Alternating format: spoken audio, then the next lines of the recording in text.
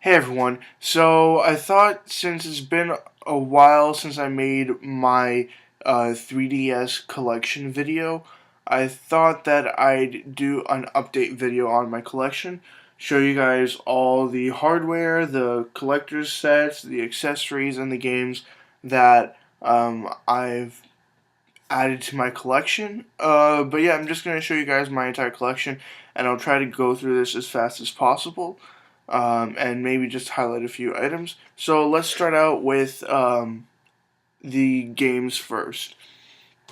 So everything's in alphabetical order, and yep, let's just get right into it. So the first one is Animal Crossing New Leaf. I have not played this yet because Animal Crossing games take a lot of time, and I do not have that much time right now. Dream Trigger. I already described this in a previous video of mine. I do not suggest that anybody buys this game, even if it's under $5. Next is Kingdom Hearts Dream Drop Distance. I haven't really played that many games in the Kingdom Hearts series. I prefer the handheld games, so the PSP game, the 3DS game, and the DS game, and the Game Boy Advance game too, over the PS2 games or the PS3 games. I believe there was a PS3 game, but it might just be the HD collection. Anyways, moving on. Next is The Legend of Zelda: A Link Between Worlds. Finished it, loved it, great story. Brought back memories about A Link to the Past. Sorry, this is A Link Between Worlds.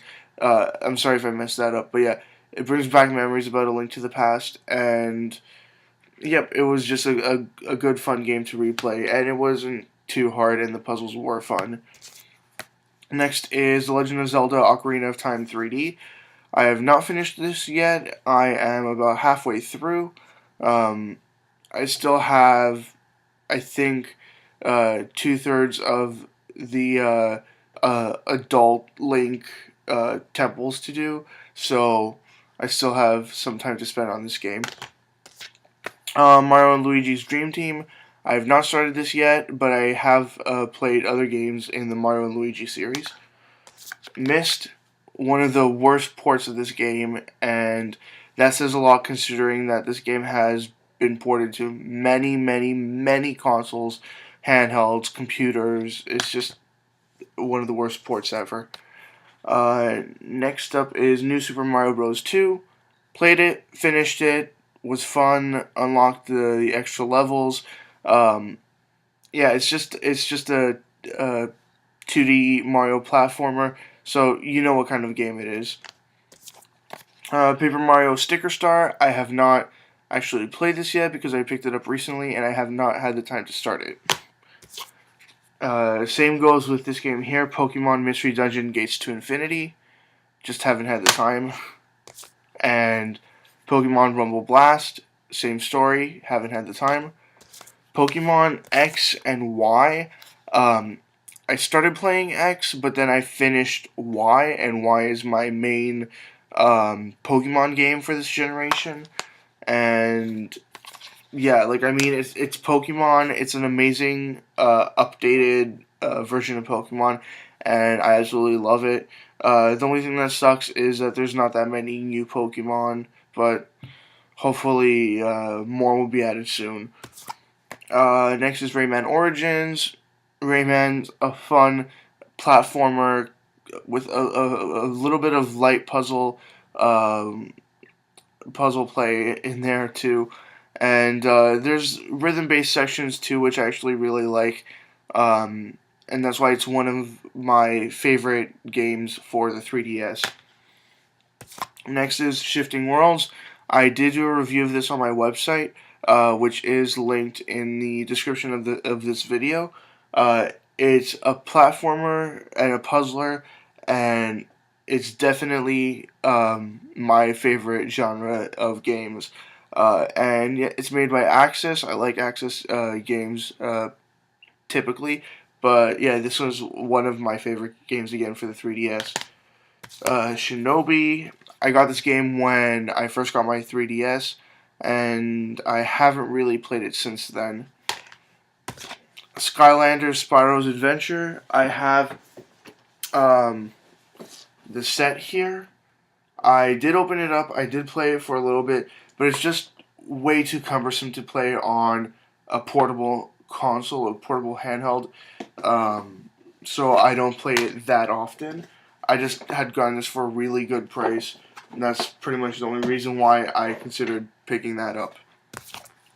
Spirit Camera, spiritual successor to Fatal Frame, I believe it was.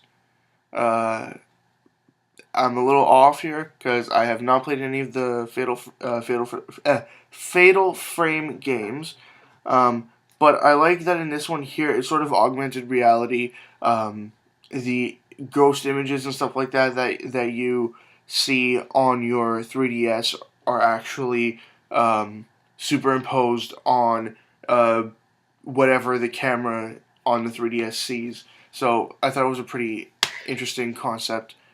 Steel Diver was dirt cheap for a brand new game, and it's pretty fun, but very light on content. So not much more can be done with this after you've played it for a few hours. Super Mario 3D Land, again another Mario game.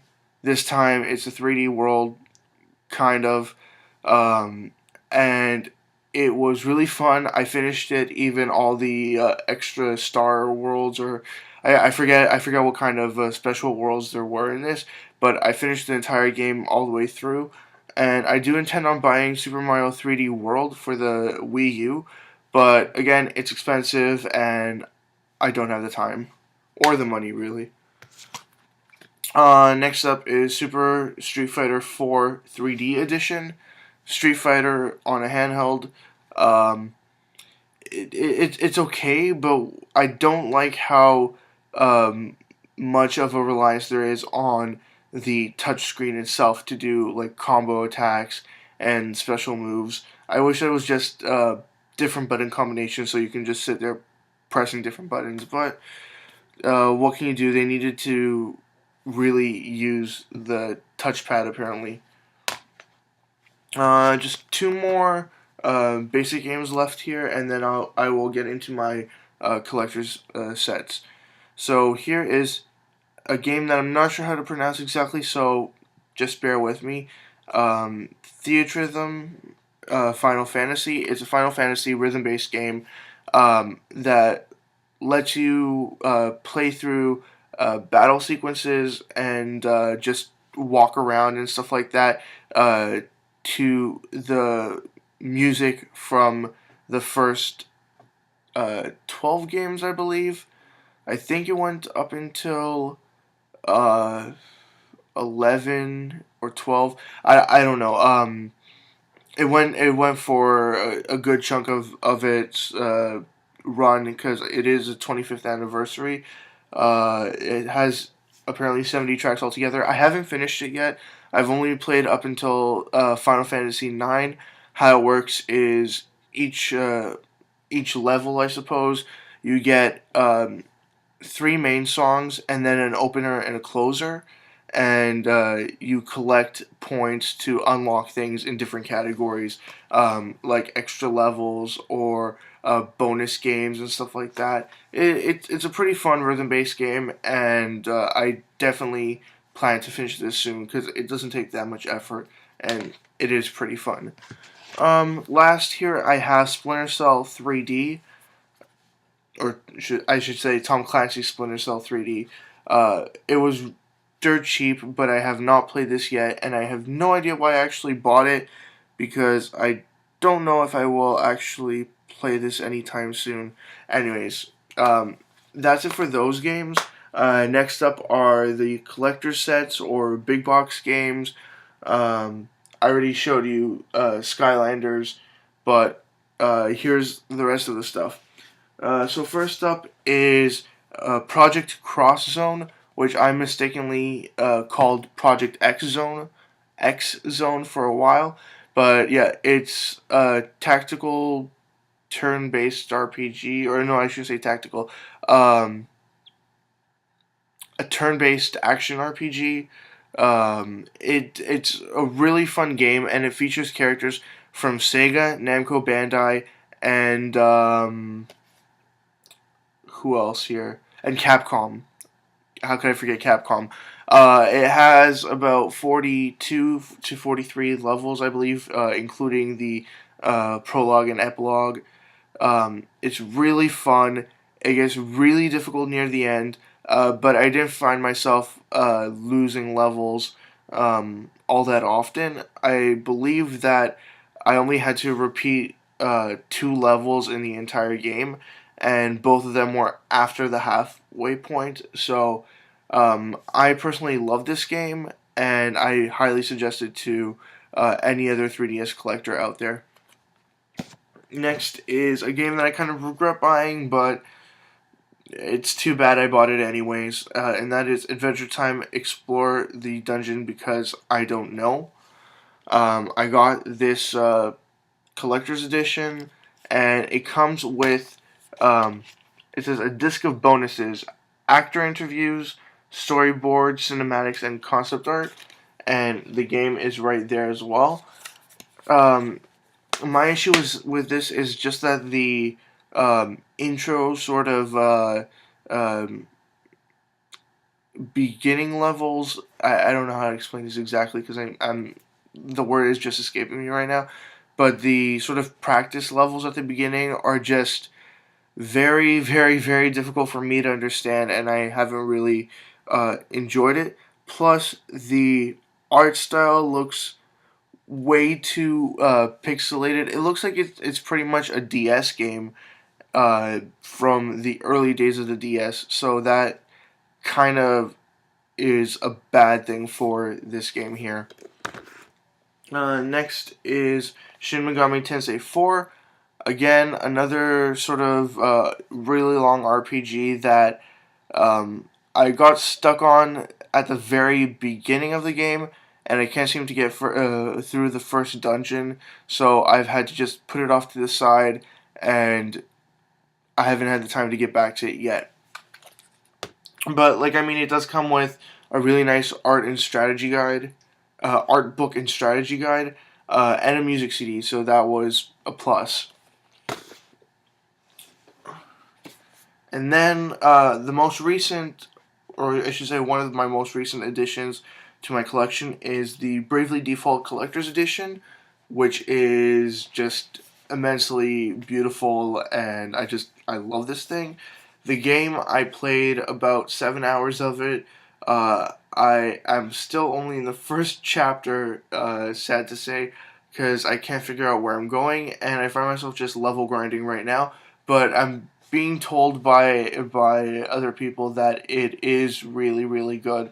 So I hope to get back to this game soon, but for now, it's sort of just sitting to the side.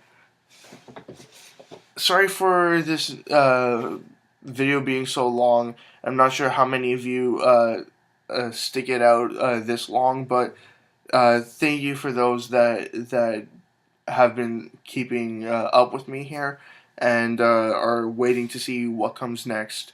So next is an interesting game. It's a game and accessory for the Japanese 3DS. It was only released in Japan, and I don't see this being released outside of Japan in any capacity.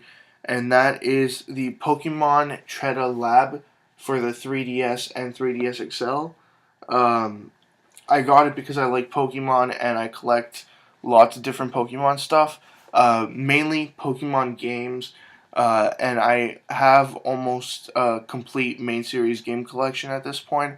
All I'm missing are Blue and Sapphire, but I have a lot of interesting games in between all these offshoot series, and I'm happy that I could add this one to my collection. Next, I'll go with the accessories, and then I'll finish off with the hardware that I have. So, the only two accessories that I have are the 3DS charging cradle, which is pretty much pointless for me because I do not own a basic 3DS. And the other thing that I have is the 3DS XL Circle Pad Pro. I couldn't wait to get this, and I ended up just buying the Japanese version, but I only paid like $25 for it, so it wasn't too bad. It just sucks that there haven't been that many games compatible with it, but again, what can you do really? You just have to wait and see what'll happen, because there's plenty of time for more games to be produced with the Circle Pad Pro functionality built in. And as I promised, here's our hardware. So my first 3DS that I got was the blue 3DS XL Mario Kart 7 edition. It's not a limited edition per se, it's just a bundle. It has just the basic blue and black 3DS XL with Mario Kart 7 pre-installed. But I just picked this one because it was the same price as all the other ones at the time, and it had a pretty nice box design. And it's been the one that I've been using the most, and definitely the one I'm going to continue to use the most. Next up is the Nintendo 2DS. I know that after I got this one, a couple of variants came out. Originally, there was just the the blue and black one, and the red and black one. After this, they made another version with Pokemon X or Pokemon Y pre-installed, and I believe they made a couple other additions to it, like other bundles, but this is what I have, and I have it inside of this official Nintendo 2DS neoprene case, which is pretty nice, but I admittedly have not been playing this handheld as much as my basic 3DS XL. And the very last thing I have to show is a limited edition variant of the 3DS XL.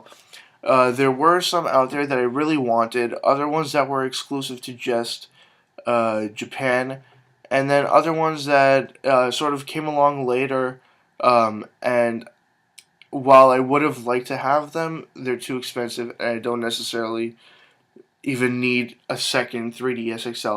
But this one here, I got it for my birthday, and it is the red Pokemon X and Y 3DS XL. The design is pretty nice. The finish on the plastic is shiny instead of matte like the previous 3DS XLs. I like the look of it. I just prefer to keep it in this box. I have opened it because I'm not that kind of collector to keep things sealed, and I have enjoyed using it, but also I try to be very careful with it, and I prefer to just take it out on occasion to use it. But yep, that's my collection really. Thank you if you did stay all the way through this video. Just as always, leave comments in the comment section below. Let me know what you think. Any comments, questions, suggestions, anything at all, I'll get back to you as soon as I possibly can. Also, if you like this video, leave a like rating. If you dislike this video, also leave a dislike rating. I don't care either way because it's your opinion. And that's it. Just as always, stay tuned, see what else I'll be putting out. I'm not sure exactly when I will be making more videos. There might be more in the days to come. There might be more a few weeks from now. But just I completely have no words to say right now, and I have been rambling for a while now. So I'll just end it off here and just say, as always, see ya.